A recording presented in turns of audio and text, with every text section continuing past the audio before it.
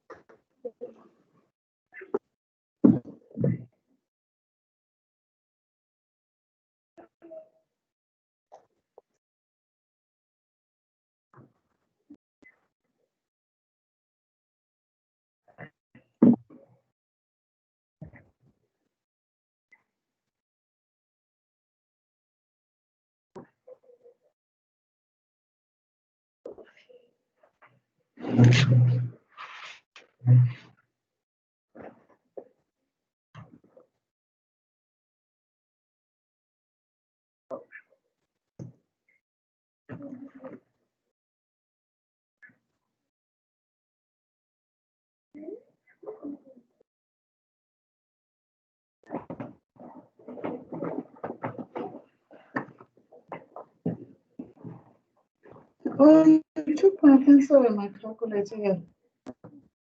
No, I didn't take a pencil, but I saw a pencil somewhere. You did. No, I'm somebody calculate because it's not.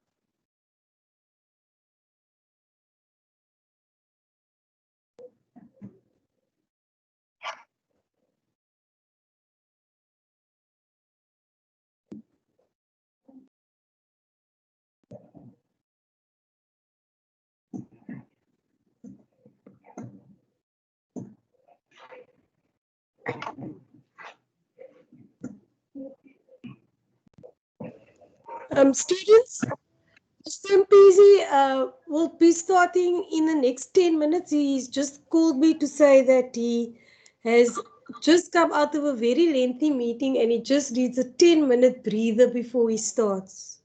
So I just wrote here.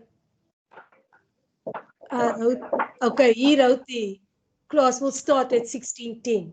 Okay, because I wrote at the top 4. Okay, he has commented. So if we can just give him the 10 minutes, please. Okay, so you all can come back at 4:10. Okay.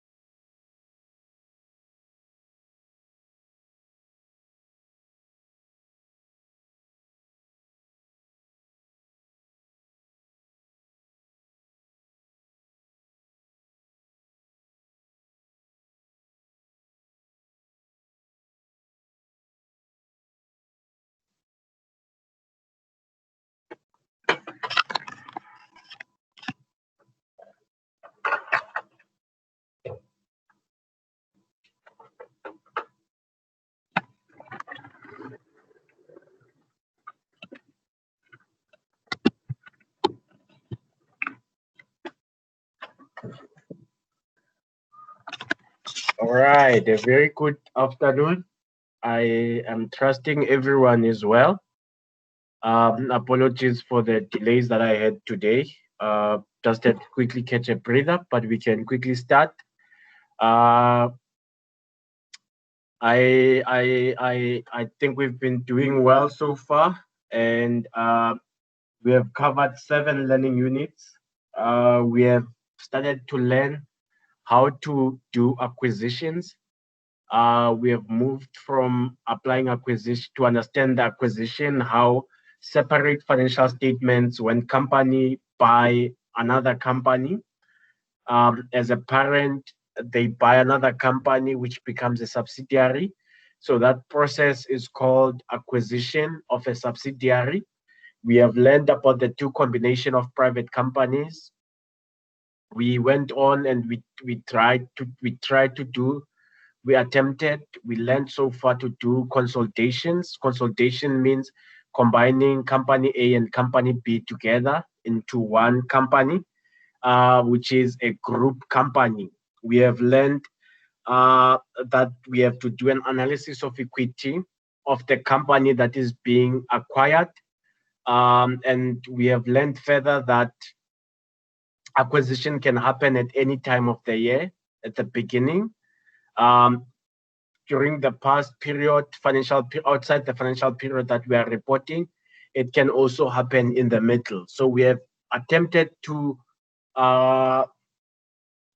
learn all these approaches of how questions can come. So we unpacked previously on intra-group transactions, mainly 4, involving inventory, involving exchange bills such as loans to each other, involving non-depreciable assets if I purchase an asset in the current year, involving as well when within the same group we have bought a depreciable asset, that asset will then be the unrealized profit that you will take up will be further depreciated so that it aligns to the original cost price within the same group.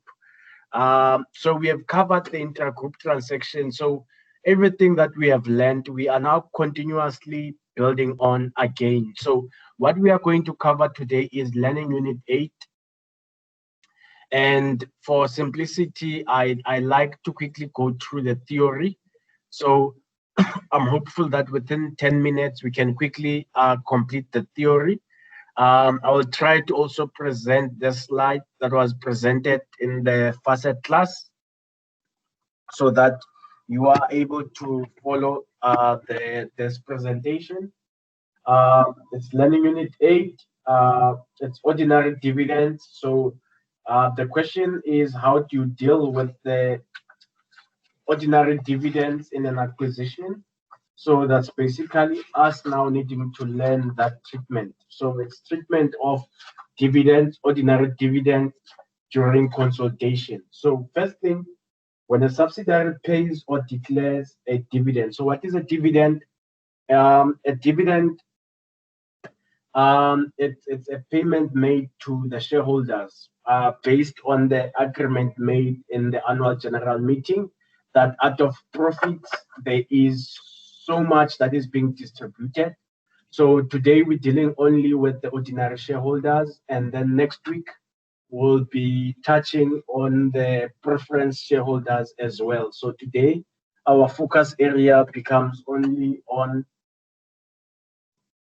ordinary shareholders. So when a subsidiary pays or declares a dividend, the portion accrues to the parent and another portion goes to the non-controlling interest. So the portion received by the parent, we are told that it should be eliminated.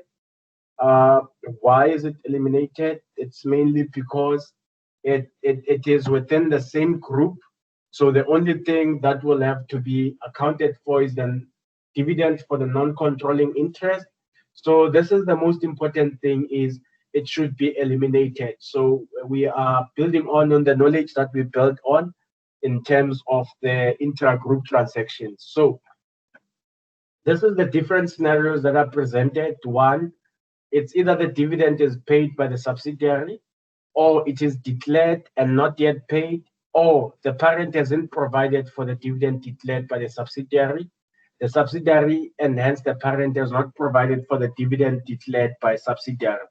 So these are the 4 different scenarios that we must understand in terms of dividends. So the example quoted here, it's provided on example 2, where a parent holds 80% voting rights of B, and there was a declaration and a dividend that was paid at 12,000, which was at year end. So the parent's portion of the dividend becomes 12,000 multiplied by 80%, which is 9,600. So that 9,600, when you are doing an analysis of equity, the ordinary dividend part, remember it's a minus because it's an expenditure. So the 9,600, it's the 80%, the 20% becomes the 2,400. So the general becomes, you first eliminate. So this is the process of eliminating the dividend that was initially received in the books of A, who is a parent. So it was received in the, so if you go back to the, it's A holds 80% of shares of voting rights in B. So which means that when the dividend was received, since it is an income, it has a credit balance. So this balance, I just want to quickly show you in the books of the entity how is it sitting.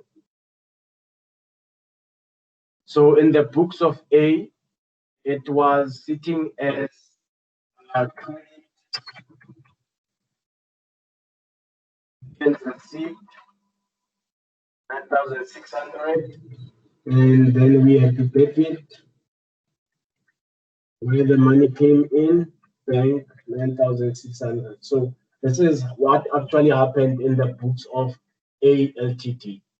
So separately, financial statements separately,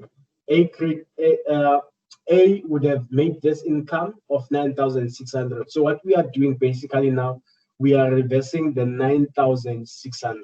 That's basically what we are doing. And then the non-controlling interest of 2,400 is also recognized, and we also reverse the 12,000. So we eliminate the dividend paid by the subsidiary as the transaction takes place within a group.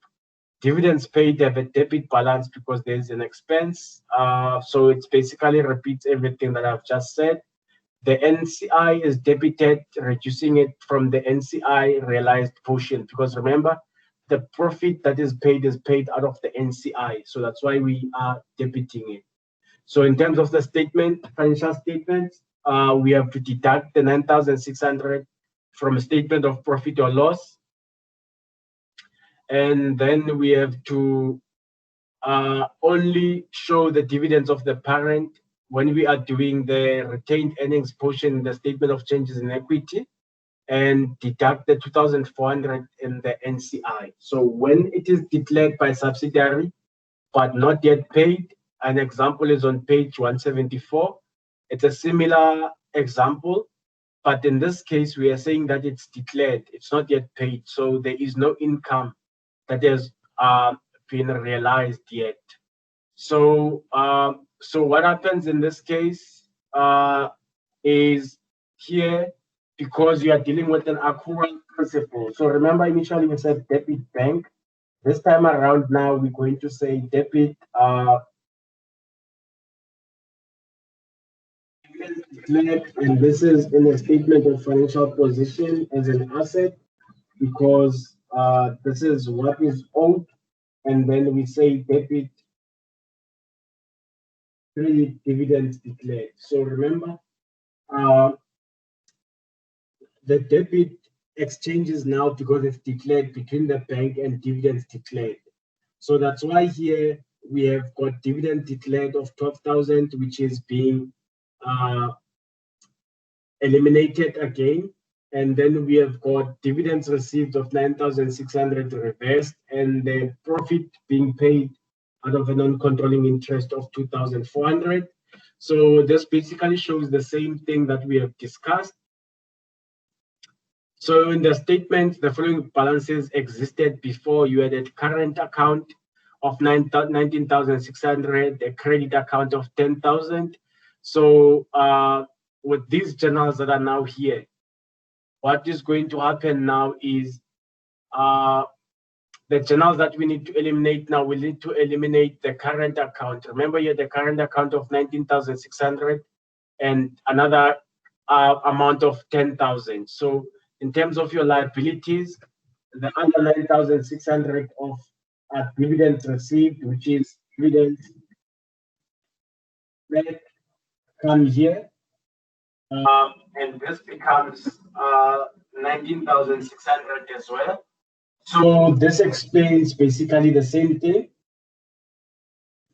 The general entry to eliminate the intra groups, and then we reverse the income, we reverse the dividends payable.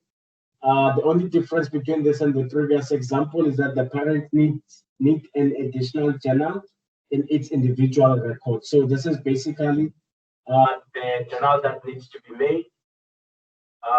Then the parent hasn't provided for the dividend yet by subsidiary, so it's still the same thing that we have discussed.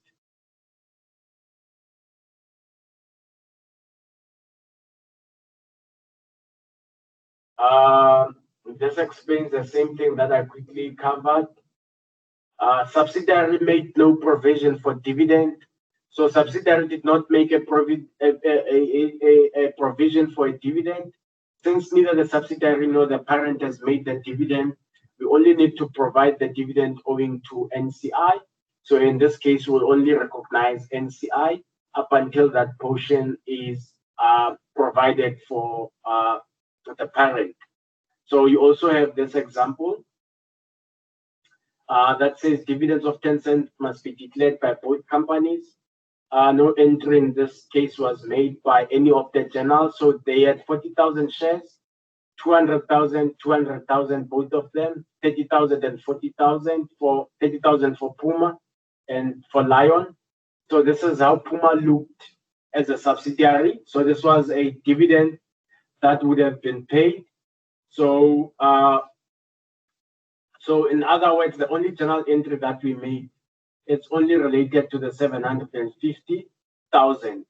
And the other journal that we know of, the 4,000 deducted from retained earnings, as it represents a full dividend. And then we've got another example where a dividend is paid, recognized in an asset because it's not yet paid. So it's dividend received because the payment has not yet been made.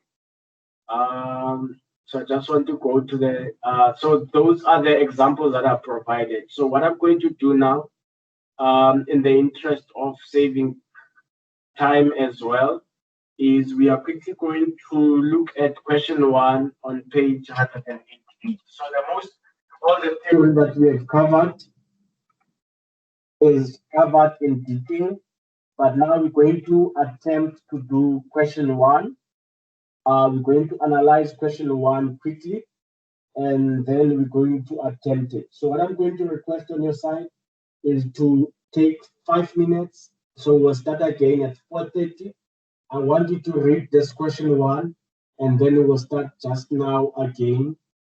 So question 1 is on page 188 and 189.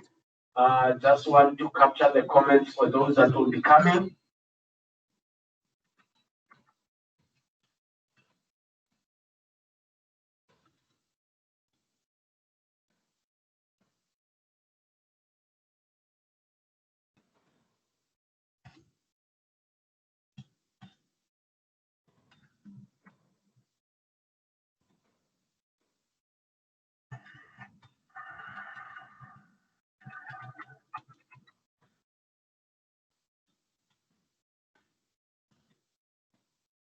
At 4:30, we'll just complete this exercise.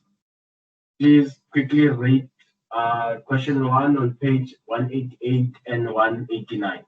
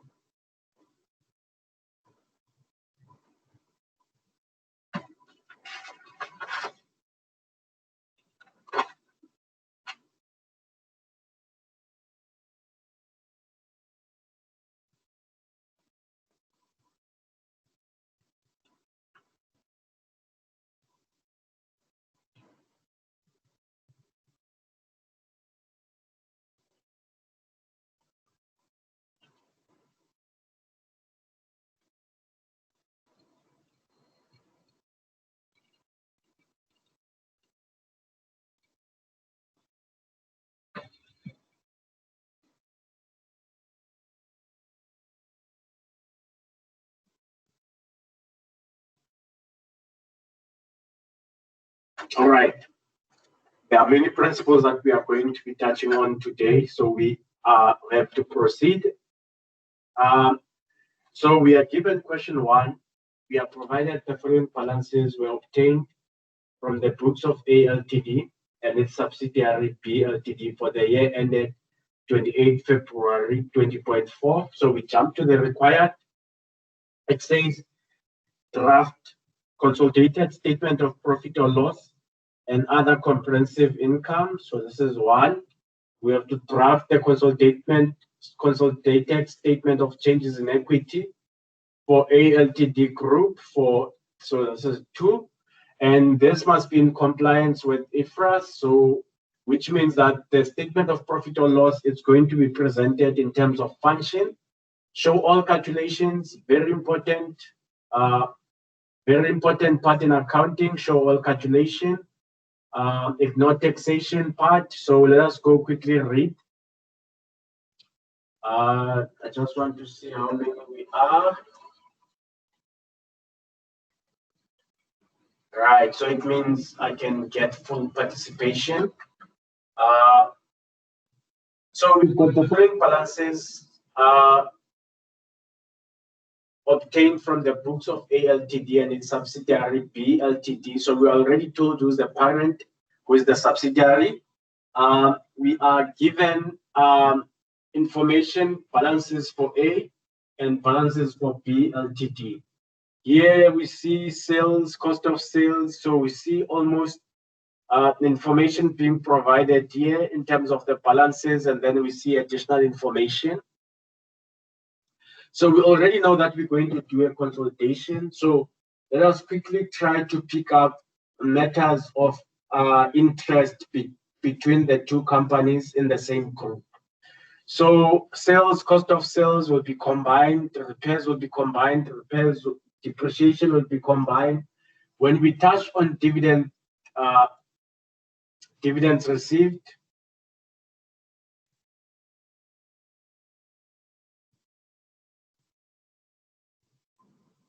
so dividends received, we know that it's affecting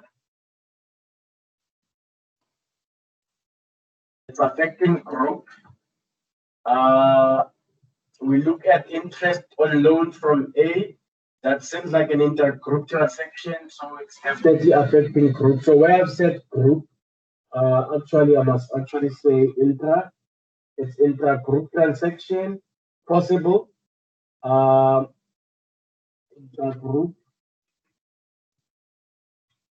Intra-group transaction, that is very possible. These two, three, in fact, all three of them looks like intra-group transaction because it's transactions between two companies in the same group. Of course, just becomes expenditure, interest paid expenditure. But it has remuneration expenditure, taxation expenditure, dividends paid.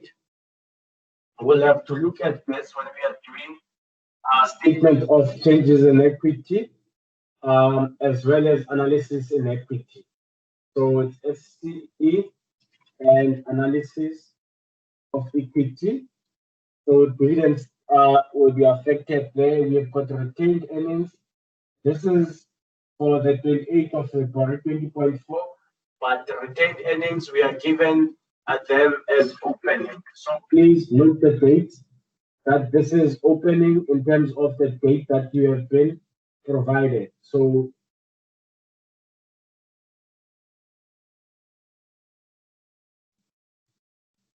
pick this up from this date that this is an opening because the year end is on the 28th of February. Included in the cost of sales, we've got inventories opening, inventories closing, so which means that there is a possibility of unrealized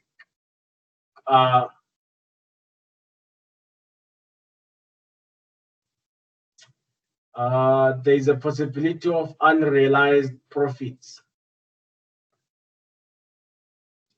So once we see cost of sales with opening, so we know that we've got possibility of unrealized profits and sitting in trading stock. So this will be your opening.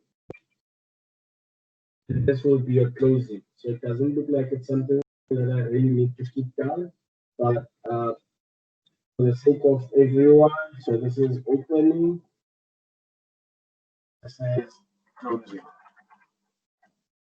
And then we've got share capital of the two companies. So additional information on 1 March 20.2. We are on 28 February. The year started on 1 March 20.3. So on 1 March 20.2. So this is the acquisition. So this is the acquisition date. 1 March when B was incorporated, A Ltd acquired 80% of the shares and voting rights in B Ltd. So this is an acquisition date. No goodwill was payable by A Ltd. And at the date of acquisition, the carrying amount of the asset and liabilities were equal to the fair value. So this means no adjustment to be made. No adjustment to be made at acquisition. So that's basically what this means, that we're not making any adjustment at acquisition.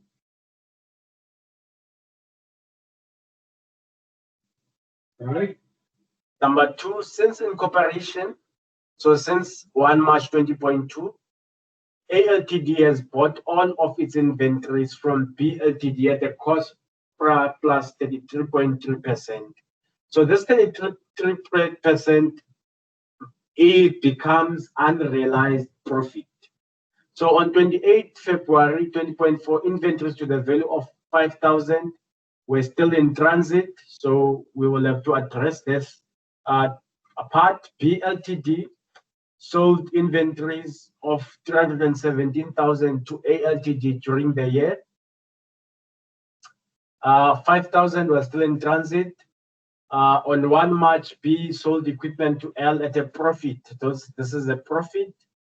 Both companies depreciate the equipment at 20%, so which means we'll need to depreciate this profit at 20% each year.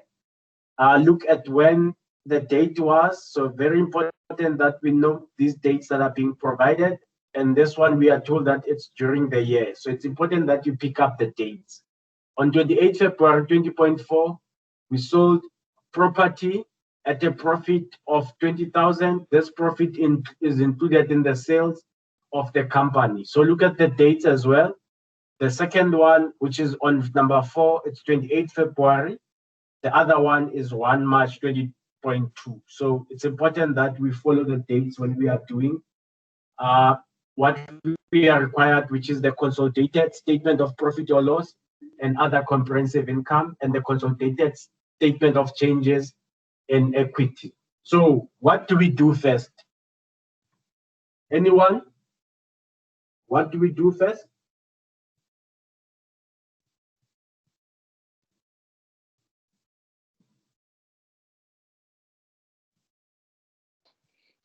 Good afternoon, Mr. BC. We don't start by doing the analysis.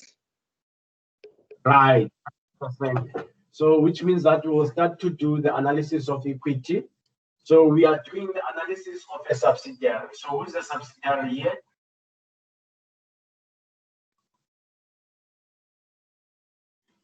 It's B Ltd. So, say that again.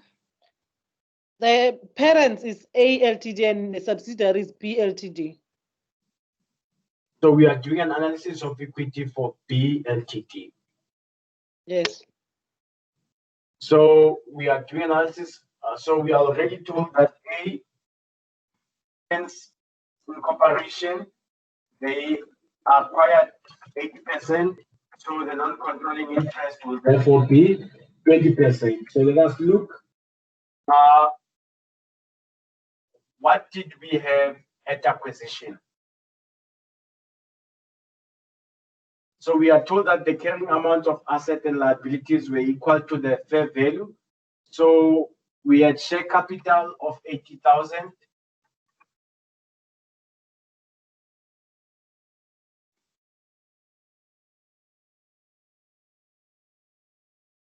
What else do we have?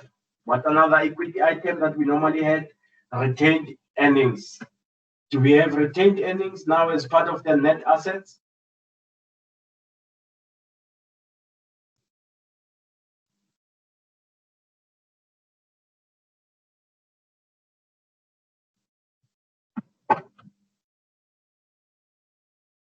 I'm listening.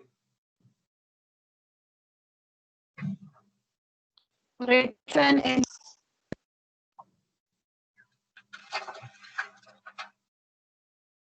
Are we gonna?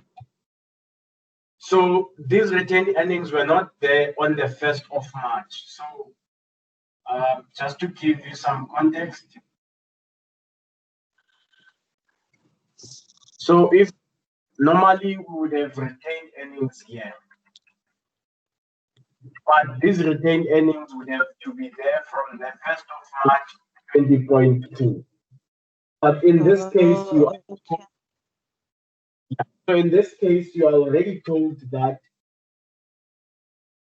this company from its incorporation was acquired at that stage where only shares were the only net assets available. So at this point, it was only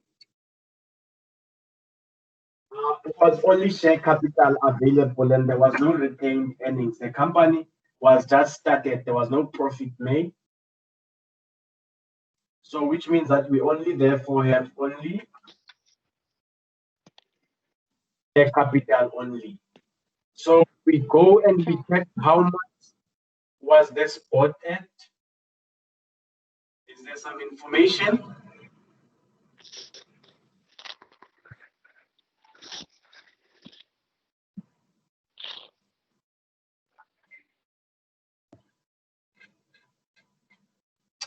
No information is provided, so we can easily therefore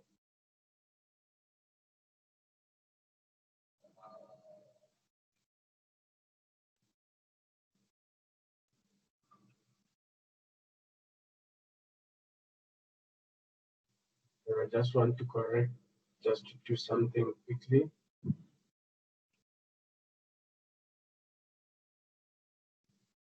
Right, we can easily make an assumption Therefore, that because we are already told that no goodwill was payable, so which means that the purchase difference is actually a nil.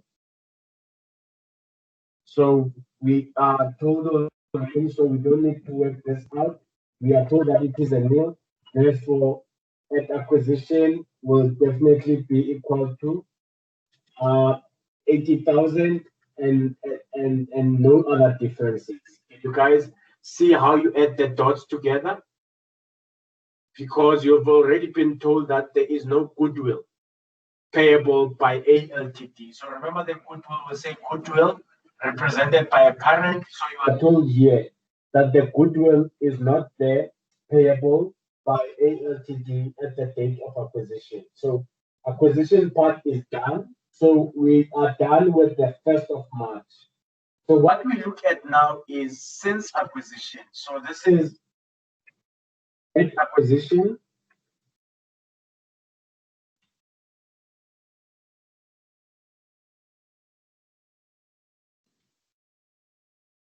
At acquisition, I did something wrong. At acquisition, and this is since acquisition. So since acquisition looks at anything post the 1st of March 20.2. So what happened since the 1st of March 20.2? We cannot pick it up here.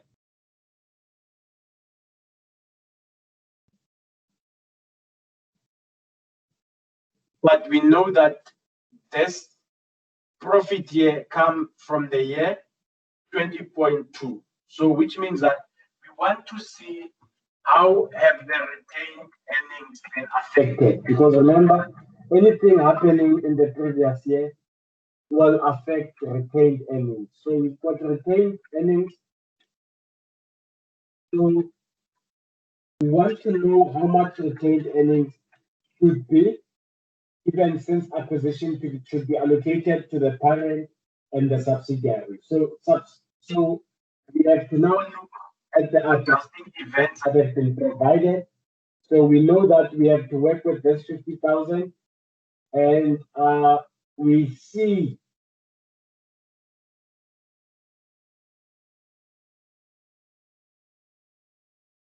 this inventory, which becomes opening inventory. That last year it was sitting as closing inventory. What else can we pick up? Then we can pick up the transaction that also happened on the 1st of March. And we also know that the cost markup is 33.3%. So retained earnings given becomes 59,000. So we try now and we see how is everything affected now from now onwards. So what we are therefore going to look at is the first one that I've highlighted, which is the closing inventory of the previous year. So from the closing inventory, what now we need to take out is it becomes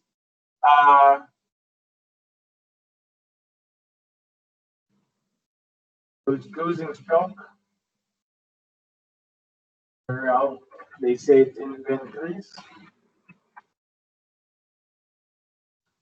It's closing. So in terms of the calculation that we're going to provide, we're going to say, remember what we are taking here is unrealized profit. Unrealized profit. Because you cannot in the same company make money with each other. So it's inventories, which is closing, so it becomes 18,000 multiplied by 23.3 divided by 133.3.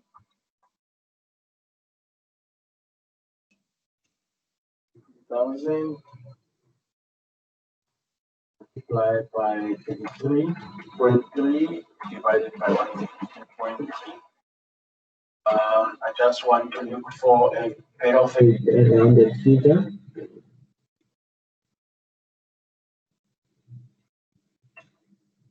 $33.3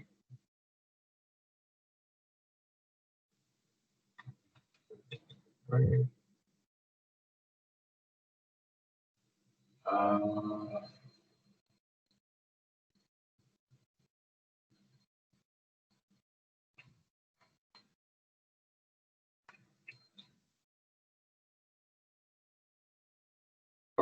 1/4 becomes 7.5. I just want to get to a bit of a rounded figure. No.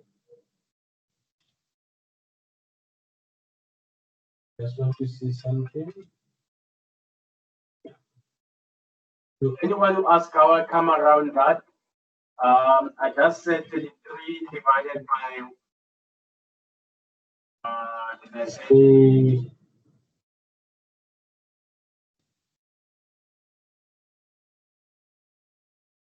and then I converted this to a percentage, which becomes 25%.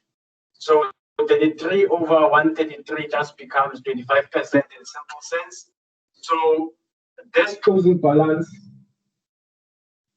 becomes reduces the retained earnings that we have made in this year. So what we are saying is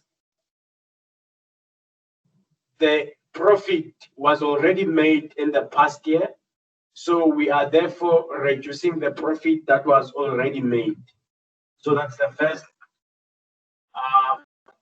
18,000. The second one, on 1 March, sold equipment at a profit of 20,000. Both companies depreciate at 20% per annum. So the first thing is we need to take out this profit of 20,000. So we say unrealized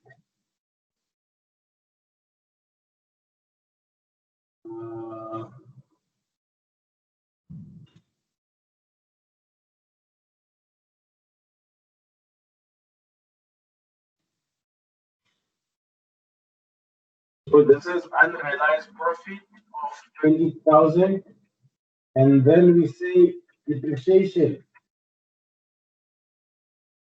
on unrealized profit of equipment.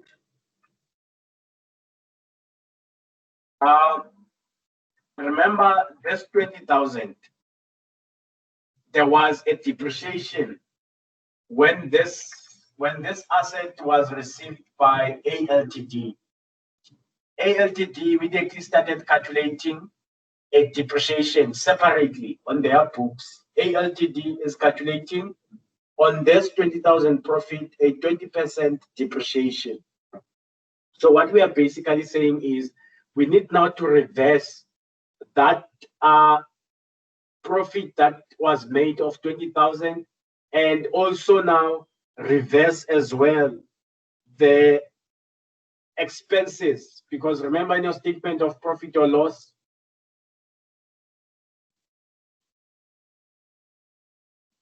so in your statement of profit or loss, you will have revenue, and then you would have other expenses,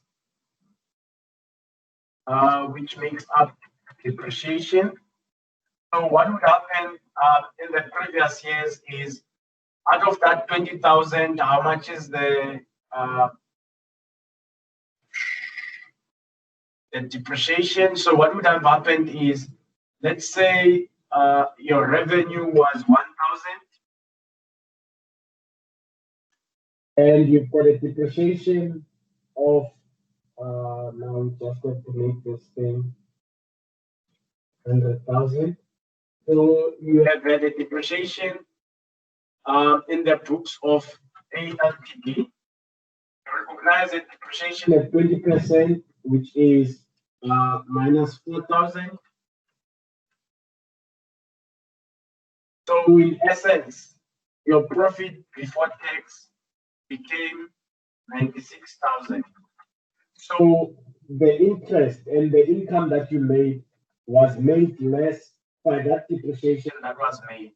So when you are combining and reporting at a group format for A when you are reporting for both now A and B, this depreciation that you earned needs now to be reversed. So now in the books now you'll have to add back that 4,000, which was a deduction each year, and then this means that your revenue would have to be plus A and B's revenue, and this now is going to be a positive. So I hope everyone can follow what I'm saying. So this unrealized profit becomes on the 20,000 which we are given, multiplied by 20%. So it's basically therefore 20,000 multiplied by 20%, which gives you 4,000. So these are the transactions that occurred before the beginning of the year, but now we have to account for. Is there any questions? And then we share the retained earnings amongst the parent and the subsidiary at 80% and at 20%. Please note this happened since acquisition. Are we sure there is no question based on what we have done?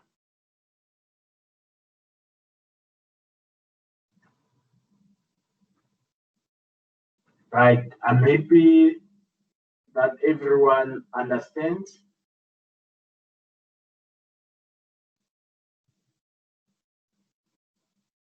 Right, let us move on. So we move on now, we're focusing on the current year. Remember the current year now, we will need to have the profit for the year. So then this forces us now to go now and try and calculate the profit before tax for this company. So this becomes a calculation that now we need to look at. So we say calculation 1. So this becomes calculation 1. So we're just going to do a quick and dirty thing. Let me currently look at the prices provided. So we've got tax as well. So we're looking for profit for the year. Now this is where you save time. So we're not going to write everything that should be here. So all we're going to say is you're going to take your sales of 400 minus your 220 sales. So it's 400 minus 220,000. 220,000 minus repairs and maintenance of 30,000 minus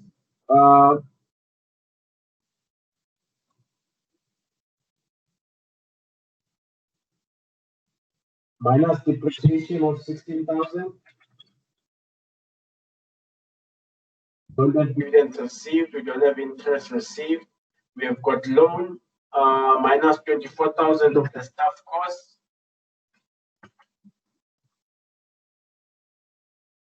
Minus interest paid and workers' remuneration 20,000 minus 7,000 minus taxation of 32,800, and this gives you 50,200. So this 50,200 is profit after tax. It comes here. So the reason why we're doing this reconciliation here, sorry, I need to take this thing to here. The reason why we're doing this reconciliation here, it's because there is unrealized profits that we need to take care of. So we've got 50,200, which we have just now calculated here at the bottom. So what we already know now is we now need to go and pick up intra-group transactions. So we know of a constant intergroup transaction, which will be made up of this depreciation that we have to adjust for over 5 years. So this depreciation, you guys already know the calculation of it. So it becomes 4,000. So it's every year. So this current year, it's 1 March 20.3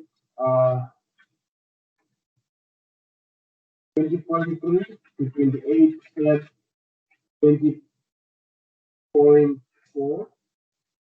And the other one, since acquisition, is anything that happened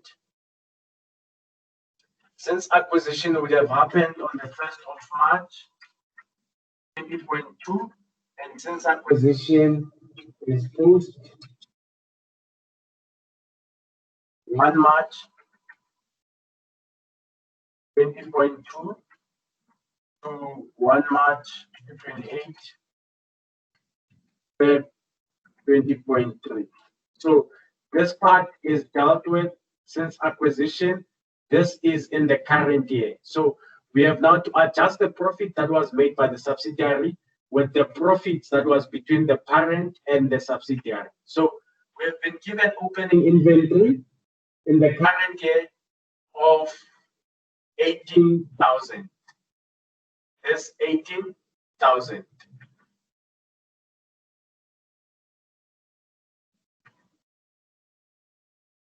So we've got 18,000. And then we can pick up here that we also have here 20,000. So the unrealized profits that we are going to make is, I need you now to go back to the cost of sales. Read number 2. It says A bought all its inventories from B Ltd. A is the one that bought all of its inventories in B Ltd at a cost of 33.3%. We are doing analysis of equity of B Ltd. So inventories were bought from B Ltd. So who would have made money? B Ltd. So whose profits are we currently correcting? So this means that the profits that we are currently correcting is profits that are sitting with, is it the profit sitting with A or B that we are currently correcting? In B's account. Another person?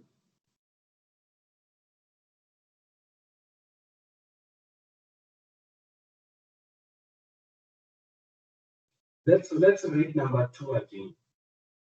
Since incorporation, A Ltd has bought all its inventories from B Ltd. A is a parent, B is a subsidiary. So a parent bought from a subsidiary at a cost of 33.3%. So whose inventory are we looking for? We are looking for A Ltd.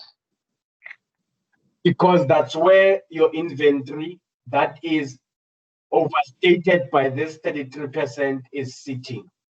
So 100% thanks, it's A that we are looking for. So we are not looking for inventory sitting in B, but we are looking for inventory sitting in A Ltd. Does everyone understand now this? How you are looking at it? So reread the question again. It's A that has bought all its inventories from B at a cost plus. So we need to be looking at adjusting the profit that is sitting in A Ltd. So in terms of the opening, inventory in the current year, we can easily do the adjustment of opening inventory. We don't even need to calculate it. It has already been calculated here. So in the current year, this becomes a positive. In the previous year, you reduce it to the profits. In the current year, it becomes a positive because this is the profit was incurred in the previous year. So you're just reflecting on it back now in the current year. So in the previous year, it was increasing the cost of sales, reducing cost of sales and reducing the retained earnings as well. But in the current year,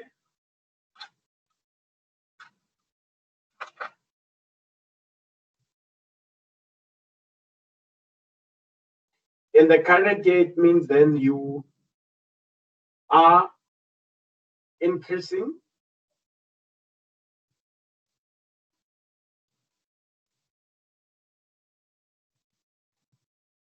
it's almost like reversing that transaction that was initially incurred. So the closing here as provided here becomes 15,000, but we are reading information here that on the 28th of February 20.4, inventories to the value of 5,000 were still in transit. Where were these inventories coming from? They were coming from B to A Ltd. So we look at A Ltd's closing and we see that the closing is 15,000. So which means that if there is 5,000 that is in transit, therefore it's going to be 15,000 plus 5,000. So which means that in the A Ltd's accounting records, you are sitting with inventory of 5,000 and you are sitting with a loan to B Ltd or a liability to B Ltd of 5,000. So please don't forget this. This is the transaction that is happening in the A Ltd record. So in terms of the pro forma journal entries, we've already dealt with this part.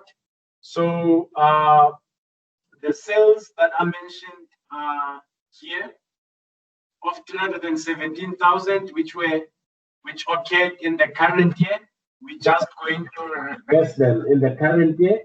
So you debit sales and then you credit the cost of sales of A Ltd.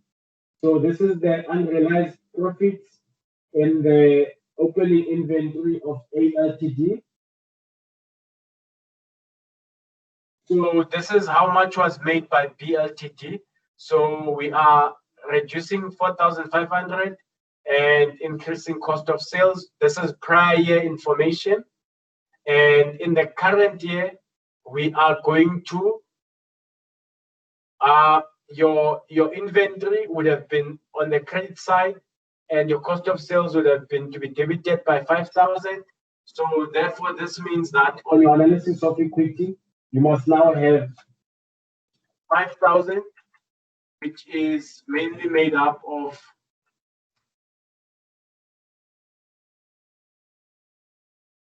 10,000 plus 5,000 multiplied by 25%, which I showed you how you calculate.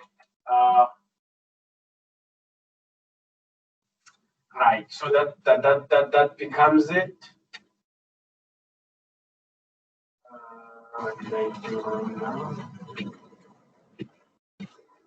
Right, so which means that now we can be able to get our profit for the year. Profit for the year becomes 53,700. We multiply by 80%.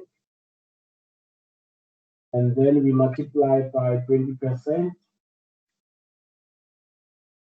which is 10,740,000.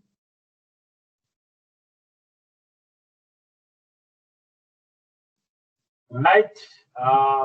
So we look at again now what else do we have pertaining. So we have dealt with the profit. So we go look what's another expenditure that we have. So look there. We've got dividends that I've already marked for analysis of equity. Dividends of paid by B Ltd of 20,000. So which means that we have here 20,000, and then we have here 20,000 multiplied by 80% is 16,000. And then I'm just going to break down formulas. We've got the 4,000. So plus this plus this plus this gives you 152,000.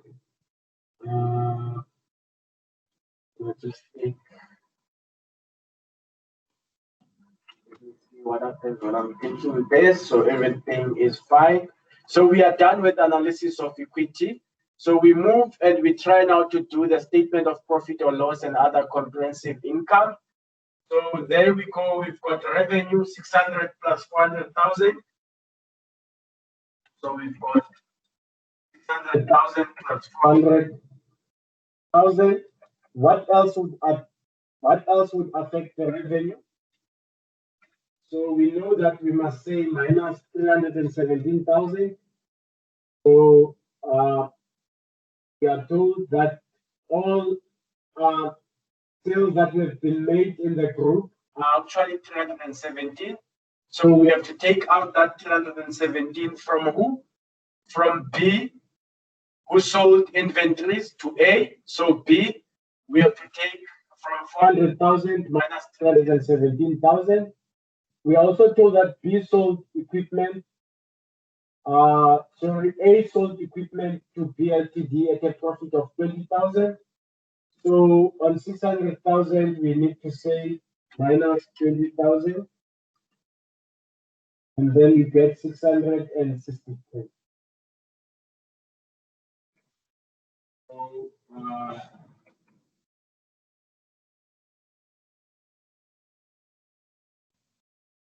we just need to show our calculations. Our calculations are made up like that. Cost of sales as well, it's given. Then we need to adjust it. It's 340,000. 340,000. And then we need to deduct 317,000. And then we say plus 2. Sorry, I need just now to look now.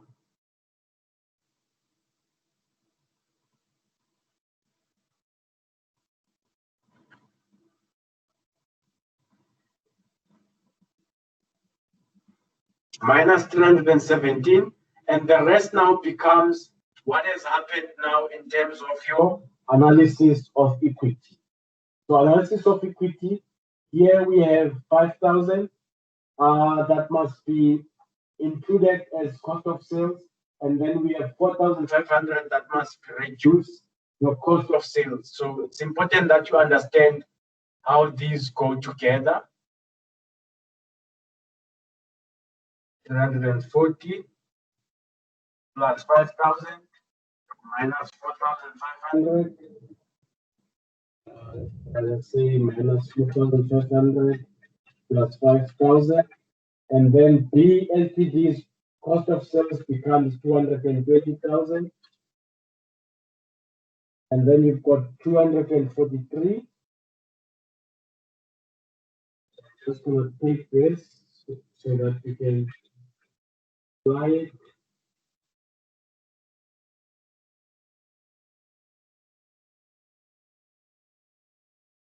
This is what makes out the calculation. So your cost of sales becomes a negative. Your gross profit becomes 419,500. So we look if we've got any other gross income that we must take note of. So gross income, we've got interest received on loan to B Ltd, but this interest is gonna be it's gonna be an intra-group transaction. So we're gonna receive it. We're gonna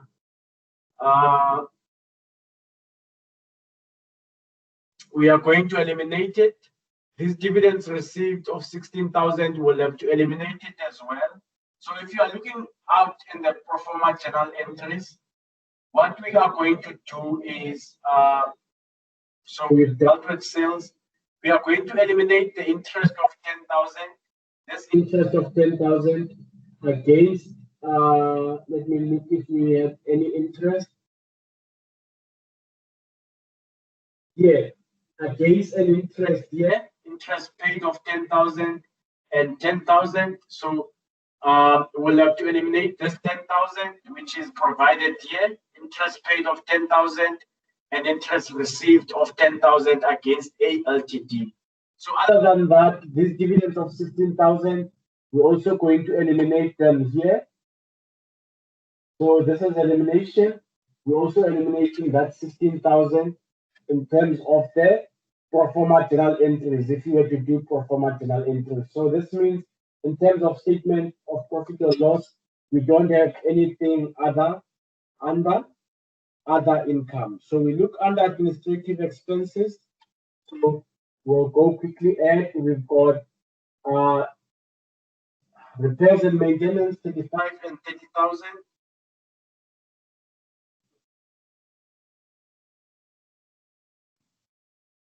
We've got 18,000 plus 16,000. But remember, on that 18,000 and 16,000, we must also deduct the 4,000 that we are adding back as depreciation. So we move on. So we've got staff cost. Staff cost is 36,000 and 24,000 plus 36,000 plus 24,000, and then we've got auditor's remuneration 8,000 plus 7,000.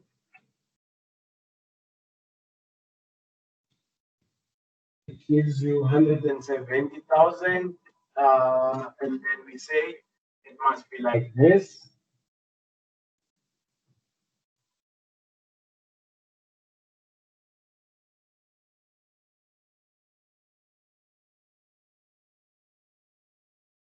Right, so this is your other expenses. Therefore, your income therefore becomes your operating profit becomes 249 rand 500. Then we look at your finance cost. So I've already said here's interest paid. So it's gonna be 4,000.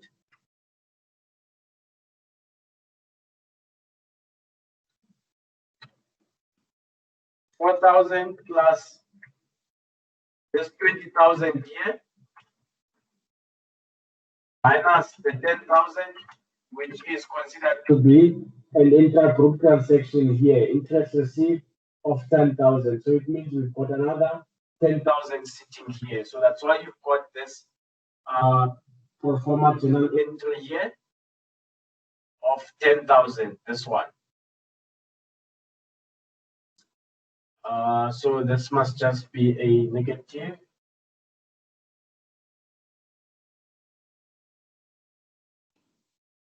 Right, and then our total becomes 235,500.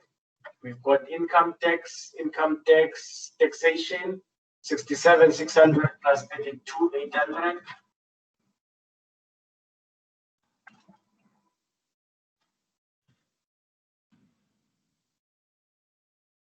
So we put this in brackets because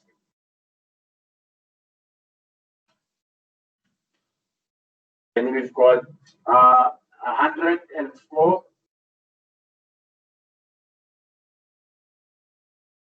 We've got 100,400 rand. Profit for the year becomes 135,100. The question becomes, do we have any item of other comprehensive income? I could not pick up any. So this becomes a nil. Your comprehensive income therefore becomes 135,100. So your non-controlling interest, you always pick it up on your analysis of equity. Here it is in the current year, it is 10,740. And then your parent will always be 135,000 minus 10,740. So it's 135,100 minus 10,740. So that's what your parent will always be. So it's 126,360. So we are done with analysis of equity. We are done with statement of profit or loss. So just for helping you to do a profit before tax note. Revenue, there's absolutely nothing much to disclose on revenue. It's all mixed up revenue, so there's nothing specifically to highlight, but specifically for expenses. So under expenses, remember, auditor's remuneration. We've got auditor's remuneration, which we are going to show it separately. So it's only given as one item, so it becomes 8,000 plus 7,000. Of course, they're also straightforward. 36 plus 24,000. Depreciation equipment, remember, depreciation, it's going to be 18,000 plus 16,000. 18 plus 16,000, but now I'm going to say minus 4,000, which now our depreciation is going to be 30,000. So your revenue is mixed up, so there's nothing specifically that we have to disclose under income. So there's nothing specifically that we can disclose because revenue now is mixed up. So this becomes the matters that should be disclosed more. So let's look at the question and we addressed it. We have prepared the statement of profit or loss and other comprehensive income. Oh, and the consolidated statement of changes in equity of ALTD group. So statement of changes for ALTD for the year end at 28 February. So I can pick up under statement of changes, I've got retained earnings and I've got share capital. So the share capital that I have will only be 100,000, will relate only to the current. The retained earnings that I have, it's 45,000. And remember here now we have got to remember that there's an adjustment that has happened on this 59,000. So it becomes retained earnings opening, therefore becomes 45,000 plus. Let us quickly look now in our statement of changes in equity. What was it? There.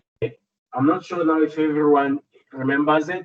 This is where the retained earnings in the current year have been adjusted with the intra-group transactions. So 30,800. So your retained earnings therefore becomes 45,000 plus 30,800, which is 75,800.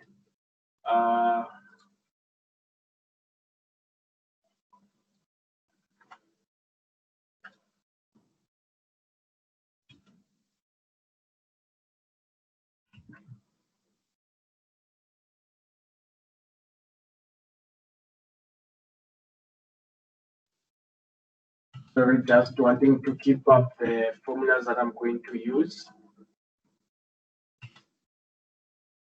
All right, then the non-controlling interest at the beginning of the year, we also calculated an analysis of equity, and we came up to 16,000 plus 7,700, which gave you 23,700. So under SE, so we've got LCI as well, opening, which is now made up of 7,700 plus 15,000.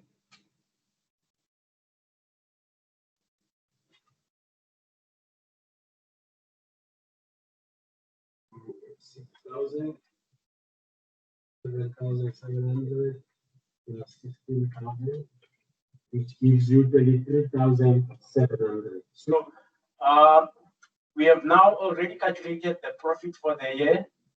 For both the companies, we don't have other comprehensive income, so we account for changes in equity that happened in the current year. Profit for the year that will go now here under retained earnings. We're gonna take that of a parent, which is 124,360. And then we're gonna take the one for the non-controlling interest, 10,740. So dividends paid. Here we've got dividends paid. We can see that the parent made 10,000. So on the parent side, we're going to have 10,000. And then we're going to look at the non-controlling interest portion. So we made dividends of 20,000, and this 16,000 was charged from a parent, and it was considered to be an intra-group transaction. But this 4,000 now for the non-controlling interest must still proceed to be paid out of the equity portion of a non-controlling interest. Therefore, you have your 320,600. So your pro forma journal entries, just to talk through to them, there is more items that have been added, of course, but initially at acquisition, we had share capital of 80,000 and investment at 64,000 and non-controlling at 16,000. There was no goodwill, so this was elimination of BLTD's equity at acquisition on 1 March 20.2. We reversed here the sales made by B. Remember that in B's separate financial statement, your sales have got a credit balance. So we reversed them.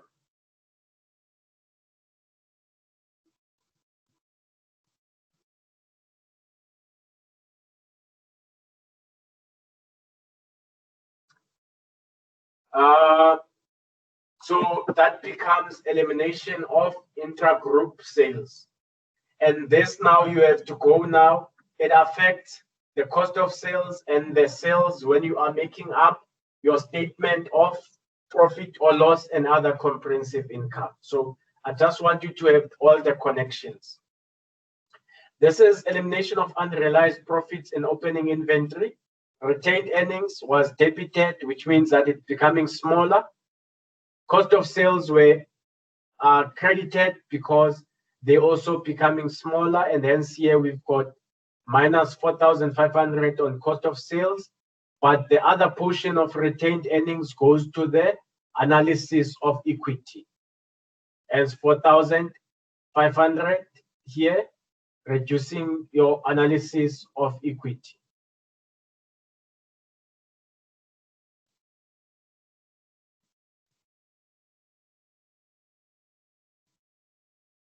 Right? We move on. Then this becomes the cost of sales in the current year. Inventory sitting in B is 5,000, 25%, 33.3.1 over a third, which is cost plus. This becomes the unrealized profit on inventory with the closing balance of 20,000, and then the cost of sales must be increased by 5,000 because now you must try to reduce the profits that have been earned. Retained earnings. So the previous year on the sale of equipment, we reversed the unrealized profit on sale of equipment, and then we account for the depreciation that's sitting separately in the books of A, Ltd. And so A sits with accumulated depreciation, B with the actual depreciation. So eliminate the depreciation on sold equipment.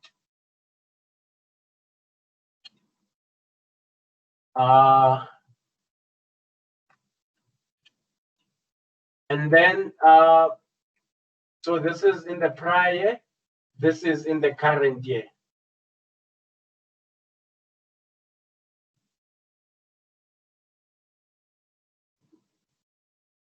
Why do I want to think that should be retained earnings?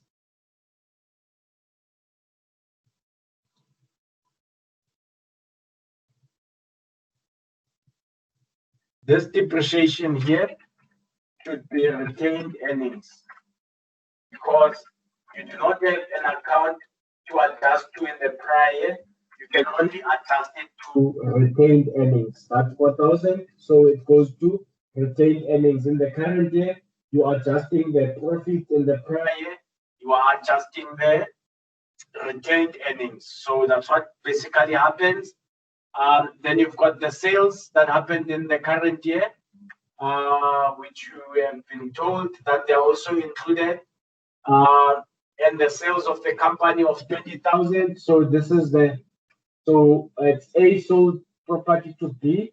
So A has got sales, B has got a property. So you need to now credit the property and debit the sales. So that's why we've got minus 20,000 there under for B.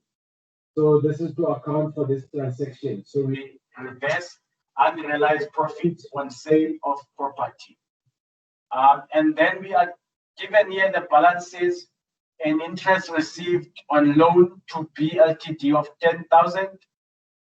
So we can already go pick up that we need to debit the interest received and credit the interest paid of 10,000 so as to eliminate the intra-group interest on loan. So look, the interest paid here was 20,000 for B. See, so which means that remaining, we're gonna have debit interest paid B in the books of B Ltd. Once you eliminate this interest consent, so the other interest that's gonna remain under B will be 10,000. Then we've got loan. So can you pick up loan from A of 15,000? Remember that now this 15,000, we need to first now increase it as per the inventory in transit. So it becomes so that it can be it can make sense to eliminate. So it becomes here in this case, loan to from A Ltd was 15,000, loan to B Ltd was 20,000. So in this case, it simply means that loan from B Ltd to A Ltd becomes 15,000. So what you need to do now is you need to take cognizance of this 5,000, which reduces. So this 5,000 reduces the loan to B Ltd. So it was originally 20,000 reduced by loan for inventory in transit. But just wanted to add up the dots. So the retained earnings, so it's non-controlling interest of the prior year. Just increasing the non-controlling interest here is this 7,700. Taking it from retained earnings to non-controlling interest. Then in the current year, it's the profit of the current year of 10,740. You're just taking that profit from the statement of profit or loss to the statement of financial position for non-controlling interest.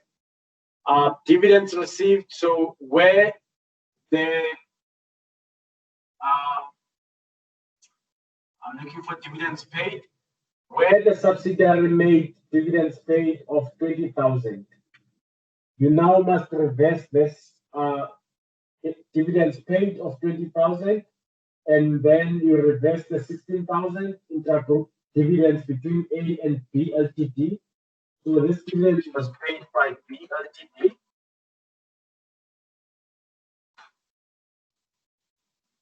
And therefore, you must adjust the dividends received by A Ltd. And then the non-controlling interest pays 4,000 out of its profits as dividends to the non-controlling interest. And that's basically it, what we have covered today. Is there any questions?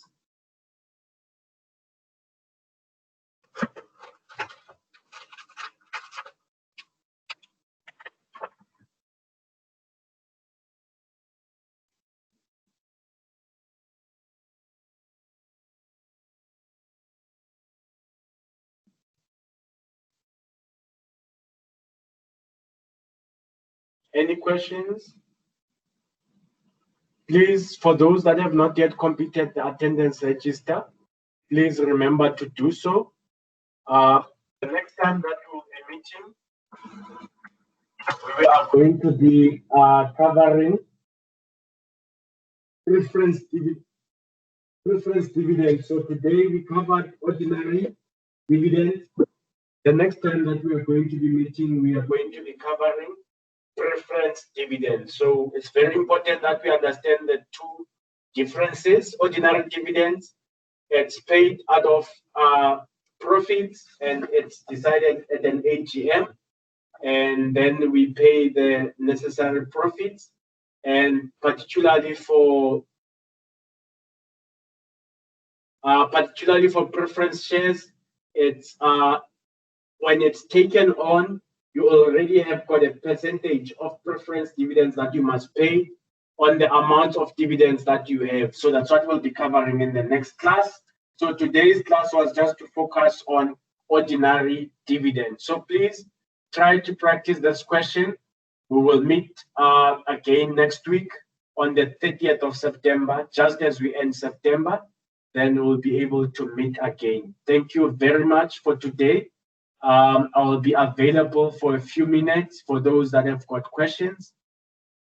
Thank you. I'll also be sharing the notes as well on my UNISA for today's session. Thanks.